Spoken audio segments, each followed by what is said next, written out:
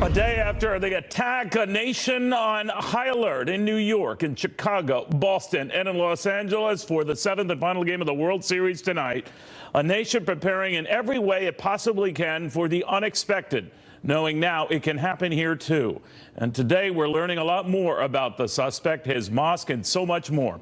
Investigators going through his home in New Jersey. Was he actually plotting this for a long time? Rick Leventhal broke more news yesterday and earlier than anyone I know. He now has still more on what we know now. Rick.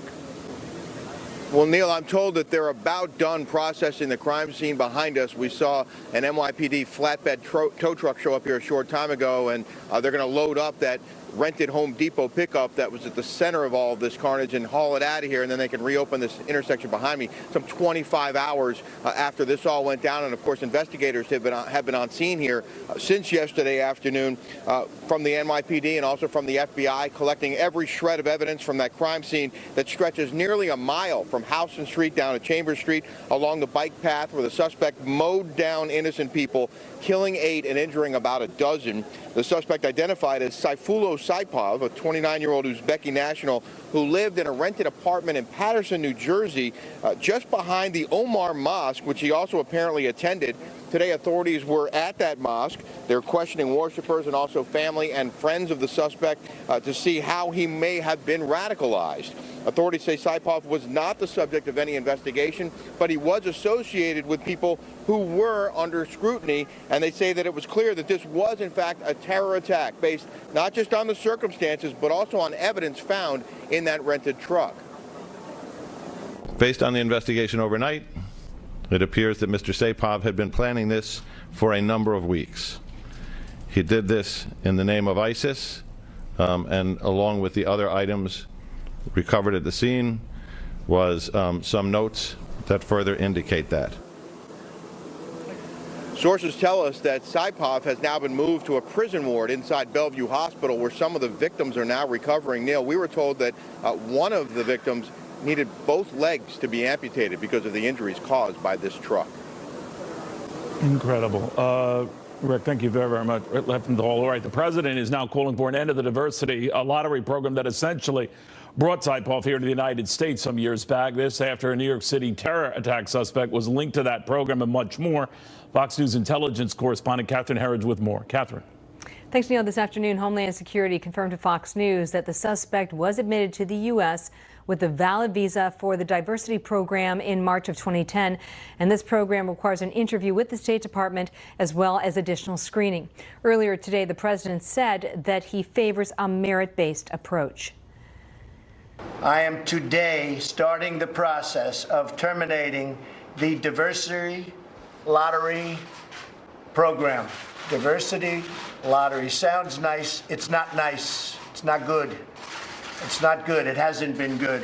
We want a merit-based program where people come into our country based on merit.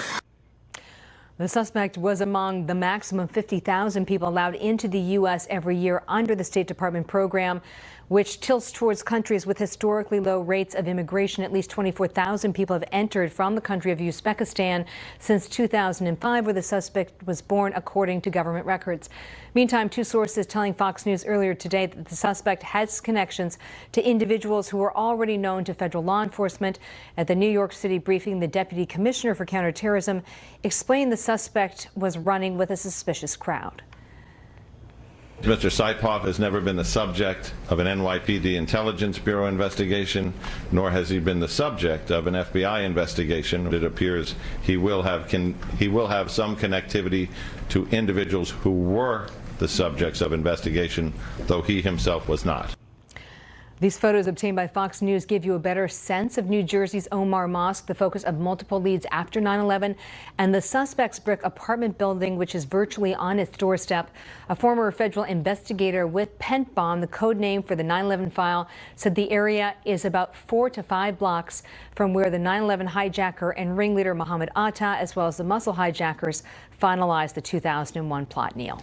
Catherine Herridge, thank you very, very much. As Catherine was speaking here, we're getting confirmation now that the president and New York Mayor de Blasio have indeed spoken in response to the terror attack. It happened just shortly after 3 p.m. Eastern time. The president praised the response of New York City first responders and emergency personnel before offering the mayor any assistance he needs, financial, federal, and otherwise, in keeping the city safe. Again, the president and the mayor discussing all of this less than an hour ago. All right, let's get to read on all of this and how safe we are, or concerns about holes in our security, from former Homeland Security Secretary Michael Chertoff, who joins us on the phone. Secretary, very good to have you. This program that got Saipov here, how many others like him are here, you suspect? Well, let's, Neil, first of all, it's a terrible tragedy, and my heart goes out to all those who lost loved ones or who are now recovering from serious injuries. The diversity program is a separate issue than terrorism. You can debate whether we ought to have an entirely merit-based system or ought to have a system that attempts to use a lottery. In this case, at least as far as has been reported, it does not appear that the individual came in as a radical, but he got radicalized later. So I'd really treat that as a separate issue. Really, he presents the most difficult kind of challenge for law enforcement.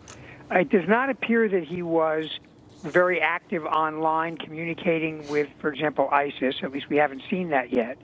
It does appear there might have been some associations that warranted a deeper look, but nothing, at least, has been reported that suggests there was something even approaching the level of violence. So in these cases, as we've seen in Europe and we've seen occasionally in the U.S., it's very difficult to stop a lone actor getting a hold of an automobile or even a knife or a weapon and trying to kill some people. And the best we can do often is the swift response that we saw the New York Police Department do the other day. Yeah, and to your point, a person may be fine when they enter here. They become radicalized sometime during their stay here. In this case, we learned that Saipov, ABC News, was reporting, some officials at the Department of Homeland Security were interviewing and talked to him, but they really didn't have enough to further, their inquiries. So a lot could slip through, and many are here already, whether they went through this program or not. But is it your fear right now that this radicalization at a time when ISIS is on the run globally is still very much a factor and a fear that we sometimes get too complacent, thinking that because ISIS is on the run in some of these locales, as for what the president was even echoing again today, it doesn't mean that we should let our guard down? What are your thoughts? I agree with you totally, Neil. I think, in fact, as they lose territory, their efforts are likely to turn more to exporting terrorism to other parts of the globe. Some of it will be within the region, people going into parts of Africa. We've seen examples of this in Europe, and I'm sure they will try to at least inspire people to carry out attacks in the U.S. in order to show that they are still a vital force and in order to be able to recruit more people to their cause. So I think this is a time to be on our guard, not to panic or get hysterical, but to recognize that the threat has not gone away, and we need to be alert, and we need to get the communities to speak up when they see somebody who looks like they're moving into an extreme state of mind. We need to have people speak up and say, whether it's to the police or to community leaders, someone's got to stop this and maybe intervene. Michael Chertoff, former Homeland Security Secretary, thank you very much, sir. Appreciate it. Good to be on. All right, maybe a sign of our times, maybe what we're getting used to, maybe resigned to the fact that this could always be a threat no matter where you are in this country or any country. Stocks actually were up today despite all of this. Focused, it seems, more now on the details of a tax cut plan coming tomorrow and what could be bad news for the rich, whether they like it or not, tomorrow. More after this. All right, delayed, not denied. Stock still up today, despite news that Republicans had to still dot the I's, cross the T's ahead of the official release of their tax plan tomorrow. By the way, the House Ways and Means Chairman Kevin Brady will be stopping by here first in his first television interview after the release of that GOP plan. First coming to us here on Your World to announce what the world has been waiting on, at least this part of the world, to get the details on those tax cuts, what's in, what's out, who's in, who's out, what's stuff that you can write off, what you can't write off. First, the Fox News Channel's Mike Emanuel, Capitol Hill, on what they're expecting. Mike. Well, Neil, good afternoon. The challenge, as you know, with tax reform is once you start tweaking the tax code, there are winners and losers on each change. So House Ways and Means Chairman Kevin Brady announced that the rollout of tax reform will be delayed until tomorrow with the blessing of President Trump. Brady's trying to strike a deal on some controversial items such as the state and local tax deduction, perhaps keeping the property tax deduction but getting rid of the income tax break. New York Democrat Congressman Joe Crowley from one of those high-tax states suggests the delay means tax reform is in trouble. A key conservative talked today about getting this done.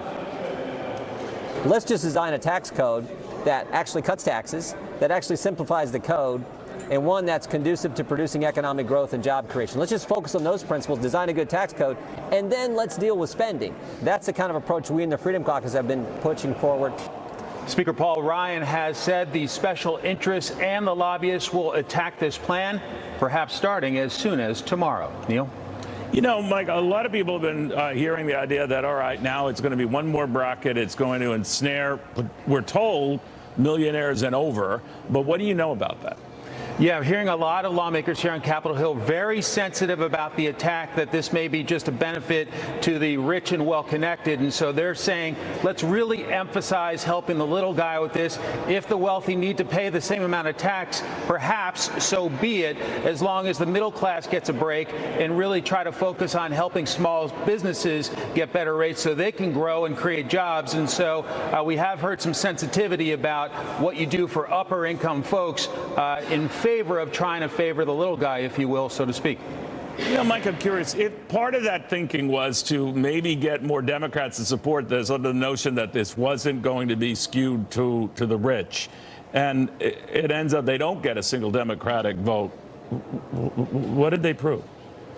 Excellent point, Neil. And bottom line, President Trump seems to be hoping that a lot of the folks in states that he won in 2016 who are up for re-election next year, perhaps West Virginia, Indiana, Missouri, those type places, whether some of those Democrats can get on board. And so they've been going to a lot of those folks saying, what will it take to get you to yes? House Republicans don't sound terribly optimistic that House Democrats will get on board, but some in the Senate are saying perhaps some of those 2018 Democrats from Trump's states, so to speak, would perhaps get on board and support tax reform to get this to the president's desk by Christmas time. All right, we shall see. Michael, thank you. Good seeing you again. Mike Emanuel on Capitol Hill.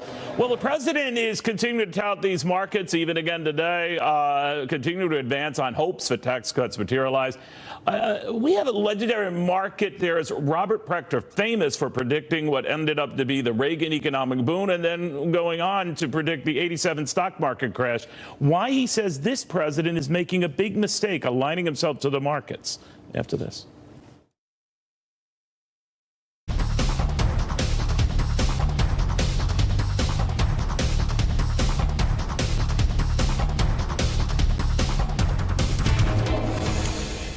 All right, another gain in the markets today. The Dow of about 57 3/4 points. So a lot of people look at that, what's been happening in these markets ever since the election last year, and just say, well, oh man, the wind is at our back.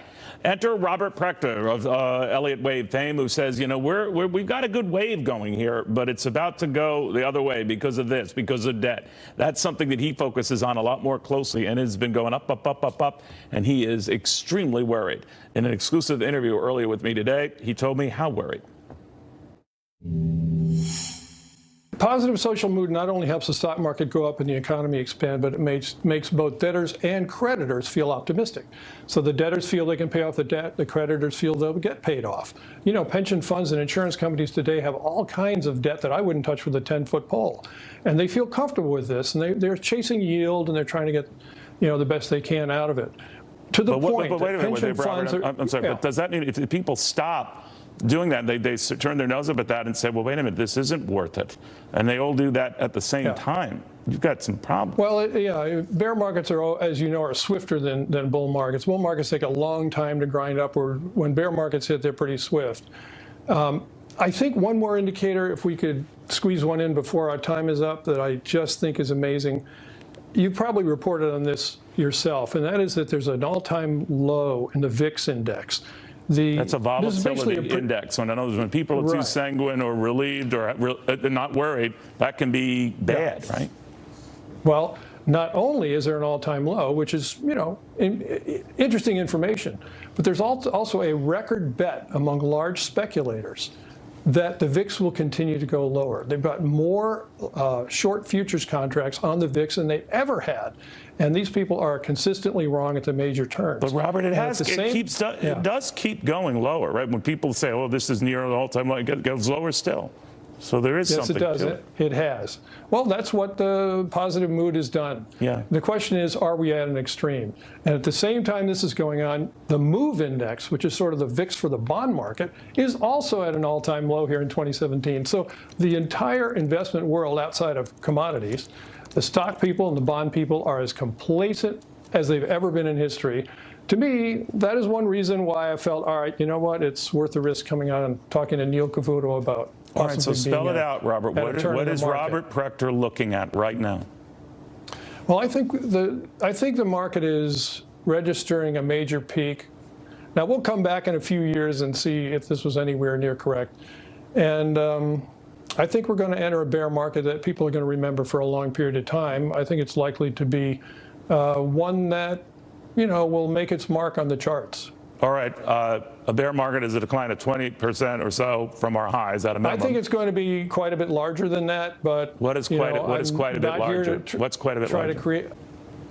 I'd really rather not say. I just think if you get yourself safe and get yourself in cash, you won't even have to worry about it. All right, more than 20%. More than 20% would be close to 5,000 points from these levels. What are you saying? More than that? Well, we talked about going back and seeing similarities to 1966 and similarities to 1929. So I think this top is at least as important as those two. Wow. Let's put it that way. In the meantime, we have a president who often quotes the Dow, the market run-up since his election. A lot of it buoyed by the promise of tax cuts and regulations. Are you saying that he will come back to regret doing that? Exactly. I think it's a big mistake. It's a bad idea to tie yourself to the Dow Industrial Average. It's great when it's going your way, but when it goes against you, now you have to make excuses. So I think he's, look, every politician takes credit for the economy when it's doing well, and they put the blame on somebody else when it isn't going well. I think that's one of those things that never has a top or a bottom. It's the same trend always. The political world is a whole other animal. You said that you should be in cash or move into cash. Explain what that means and how a Prechter portfolio you at your druthers would look. Well, I would say the safest possible places, which would mean short-term treasuries and probably some physical cash, and put it in the safest institutions you can find in the world and just sit back. I mean, it's one thing to lose money when you're wrong. It's another to, watch some bull markets go by without you. I'd rather do that and get out of a risk position at a time like this than sit there and say, well, I'm going to try to get a few more percent out of the market. All right, that was Robert Prechter. Now, I should caution, he is a very big bear. In other words, he's one anticipating the market's going to reverse itself. The people have gotten too giddy. And to that point, the earnings after earnings news we keep getting seems to echo a reason to be giddy. Facebook just coming out after the bell to report earnings and revenue that handily beat expectations. You know the drill here. The stock moves up, and after hours trading, it is moving up. But it's that very type of phenomenon that worries folks like Prechter, who say, if everyone is doing the same thing, if everyone is giddy, if everyone is just not worrying, maybe you should be worrying. Fair and balanced, just the other side. We'll have more at the other side. Well, with the Halloween parade yesterday, I'm glad they did in New York City, but now they've got a real biggie coming on Sunday, the New York City Marathon through all 5 boroughs. 2.5 million expected for that, better than 50,000 runners themselves, I should say. Colin McShane has the very latest on how they are gearing up for that. Colin. Well, it's interesting, Neil, because they keep telling us over and over, these officials, you just keep going in a situation like this. You hear the phrase from the politicians, don't let the terrorists win. And last night, not very far from the scene of yesterday's terror attack, that Halloween parade, which the mayor and the governor said attracted about 1 million people, it did go on. It did go on as planned. Yes, there was increased security, but no, there were no incidents to speak of. Now, the other thing the mayor and the governor did talk about, to your point earlier today, was that Marathon Sunday. Here they are. The marathon will go on because New York goes on, and it's an important event for all of New Yorkers. It will be an extraordinary event, as it always is. It will be well protected, as it always is, and we will take additional measures to ensure that. Now, additional measures quite simply means there will be increased manpower when it comes to police, Neil, and it's not just the marathon. They've been telling us that security measures will essentially be doubled at a number of key locations around the city, talking about bridges, tunnels, and transit hubs like the train station, Penn Station. So that's what they're doing, getting set for the marathon on Sunday. Neil, back to you. All right, thank you very much, Connell McShane. In the meantime, what can we learn from the Boston Marathon? Remember that bombing and what we've learned since. The guy was front and center in the middle of that, the former Boston Police Commissioner, Ed Davis. Ed, what do you do? Any advice for New York police who are getting ready for this, trying to make sure it's safe for all involved? What do you recommend? Well, Neil, NYPD is the best in the world, so they are way ahead of most cities and do a tremendous job in protecting the citizens of the city. They'll do a full court press on this marathon, just like they did last night on the Halloween celebration. I was in New York on Saturday. I had dinner with the commissioner and Commissioner Bratton. My wife and I sat in Central Park and watched them set up the viewing stands for the marathon. They will use technology, they will use personnel, and they will use their intelligence to leverage everything that they can to prevent an incident from this happening. Unfortunately, these are low-cost, one-off. If there's nobody else involved in the conspiracy, sometimes they can get around us, and that's what happened this past week. I don't even know what they've been doing since for Boston Marathons, Commissioner, so you can help me here. But obviously, a lot of people who just come to view this, it gets into the millions. They bring bags, baby carriages, whole families come. I mean, how do you police screen that along the entire marathon route, which in this case covers 5 very large boroughs? Right, over 26 miles. It's a huge soft target, and quite frankly, you can't defend everything. There will be people there with packages. There will be people there watching and enjoying the athletes and as they complete their tasks. But you need to pay attention to what your intelligence is, what the threat vectors are, who you have to be concerned about. There'll be people that the NYPD and the FBI are looking at that they'll follow around that day to make sure they don't come near the event. There's a lot of work that goes on behind the scenes. There'll be a big police presence. The number of cameras in Boston has increased dramatically since the marathon. The costs of security have gone up almost 100% for some of these events. So there's more people there, more eyes on the situation, and again, using the NYPD intelligence, which is the best in the world. We hope that we can identify these guys before they come into the field. Refresh my memory a little bit, Ed, if you can. When you got the Sarnay brothers, it began with one brother who led you to another brother, and then with those cameras that you talk about, and of course more have been added since, we're able to sort of review the timeline and the help he had. Now, in the case of Saipov, who was the assailant here, is it your sense that he might have had help, or is that the kind of stuff that's coming up in questioning now? Well, it's hard to say on the New York investigation. John Miller is the best source of information for that. He hasn't indicated that there are any co-conspirators. In the Sarnayev case, we had the younger brother, Dzhokhar Tsarnaev, with the white hat first. Right. And then we had to continue to analyze things. But very quickly on the video, we were able to see that he was in contact with someone else. Eventually, we called him Black Hat, and then eventually we found out it was his brother. So, but did video help you lead to that? Important. Did video help lead you to that, or did he lead you to that? No, video led us to that. Okay. He was not. We never got him to talk to him. He didn't talk to us at all. Okay, all right. I was curious about those developments. Ed Davis, thank you very, very much, my friend. Good seeing you. All right, Senator Lindsey Graham thinks whatever you think of Saipov and the assailant behind this New York City attack, he's not any other criminal. He is now an enemy combatant, and he should be treated with all the stuff that comes with being an enemy combatant, including Gitmo, including not anything like a regular criminal. Rebecca Heinrichs of the Hudson Institute on what she makes of that. What do you think of that, Rebecca? Well, first of all, Senator Graham spent more than 3 decades as a military lawyer, so he knows something about this. He is an expert on it. I think he's right in principle.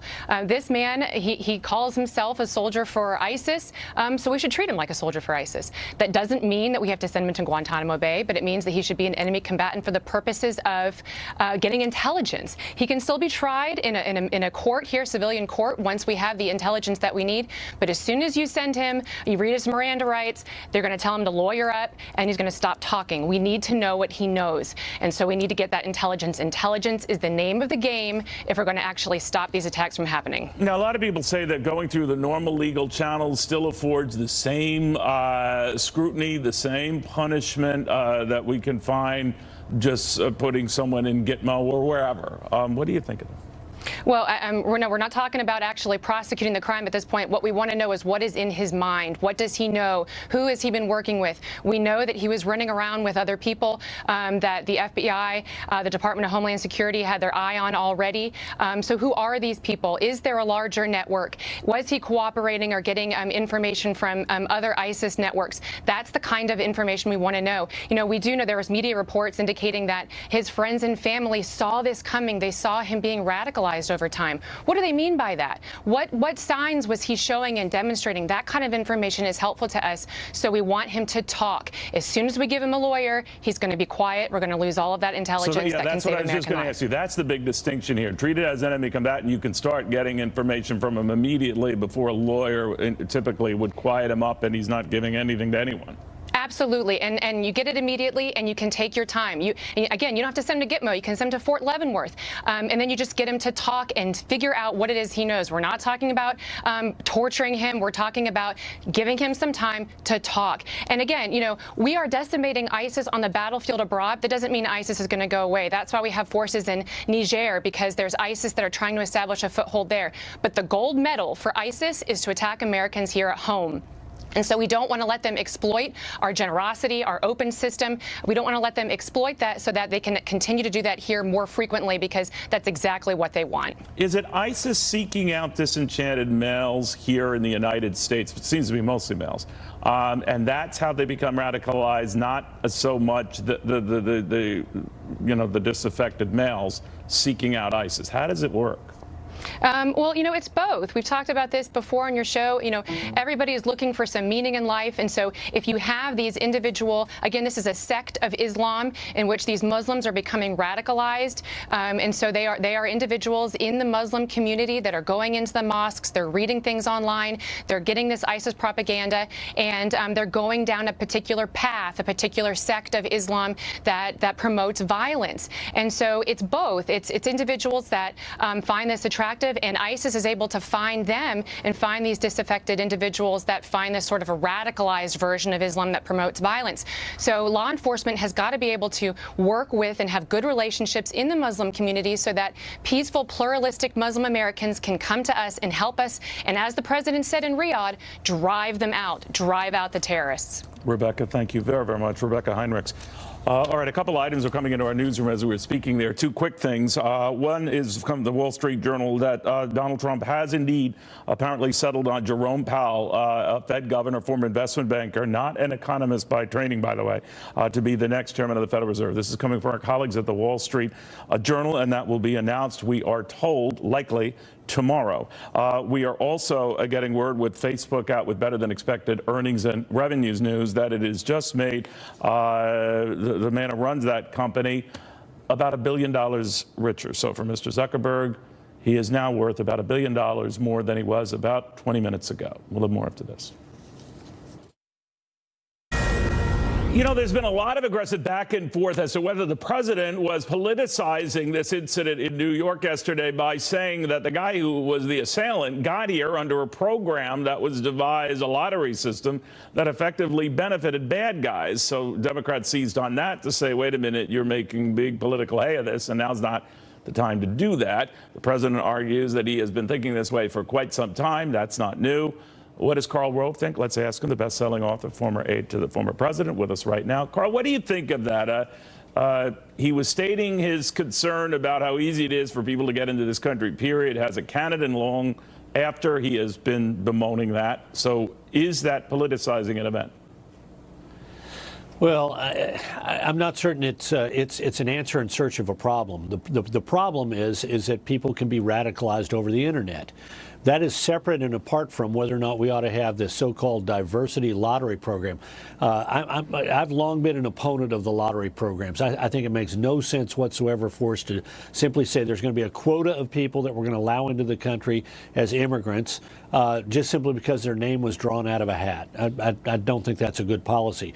But I see them as separate and apart. People who came through the normal order, whether it's from a lottery program like the New York truck driver, or through another program that is merit-based or the normal process, are equally able to be radicalized over the internet.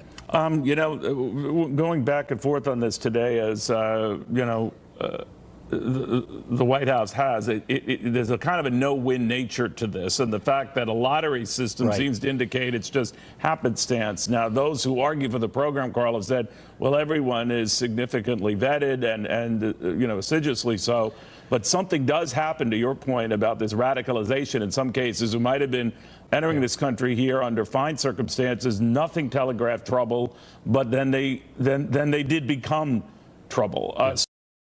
So much so in his case that a couple of years ago, Homeland Security officials were talking to him, concerned about that. They just didn't have enough to go on. So what do we do here? Well, look, I'm for ending the diversity program, but let's not kid ourselves. You're absolutely right. Somebody who came through another process that we accept is equally at risk of being radicalized. So we got to be careful about saying it's the process that got them here that puts us at risk, as opposed to our ability to monitor people and for people to be radicalized over the internet. I'd say a couple other things, though. I think the president, and I don't want to be, this is a difficult situation, I grant that. Sure. But I think it would be better for the president to be focused on the thing of the moment, which is that New York has been hit and that people have been injured. Much better for him to get on Air Force One and fly to New York and go visit those people in the hospital. Better for him to have called. I was frankly shocked yesterday to find out that the president had not called either the governor of New York, Governor Cuomo, or the mayor de Blasio. Now, both of them in the news conference took the high ground and said, it doesn't bother me. I got called by the White House Homeland Security advisor. I got called by the acting secretary of the Department of Homeland Security. But I just think in a moment like this, the country wants to hear from and see the president of the United States. I think it would have been better for him to have called both men. And I think it'd be better for him, rather than tweeting about how Chuck Schumer is responsible for the diversity program, that he was tweeting, I'm on my way to New York to see the victims and to pay my respects to those that are hospitalized, and to meet and shake the hands of the first responders who handled this so well. I think it's a much better way for the president to handle it. By the way, we have learned to that point that he did get in contact in the last hour or so with the mayor of New York. I don't know about with the governor. Very quickly, though, if I can get your thoughts on Robert Prechter, the famous market Svengali. He's worried that we're due for a big hit in the markets. Now, there are bulls and bears. I don't want to get into that with you. But he did say that he found it worrisome that this president aligns himself so much with the markets. It's good when they're up. He said it can be very dangerous when they're down, and then all of a sudden you're married to something that isn't so pleasant. What do you think of that? Well, I'm not enough of a market expert to decide whether Mr. Prechter is right that we're due for a big downturn. But I think what he was saying was just don't get yourself caught up in looking at the markets whether they're up or down. I agree with that. I agree with that because look, markets go up, markets go down. My sense is a lot of the markets since the election has had to do with people's views that we're no longer in the big regulatory boom of the Obama years. The pro-energy policies have helped sectors of the economy. General consumer confidence has returned. The idea of a tax cut has gotten people believing that our economy is going to continue to grow. And we've had 2 consecutive quarters of 3% growth. The animal spirits are alive. But you're right. The markets go up and markets go down. And sometimes they're connected with policies and sometimes they're not. All right, Karl Rove, thank you. I threw a lot at you there. Appreciate it as always. The former White House Deputy Chief of Staff, best-selling author. All right, we are going to get the details on that House tax cut bill tomorrow, and I will have the first interview with the guy who runs the committee releasing it. But ahead of that Kevin Brady chat, South Dakota Republican Senator John Thune, very big in the Republican leadership, about what he makes at stake and whether the rich are going to end up paying more after this.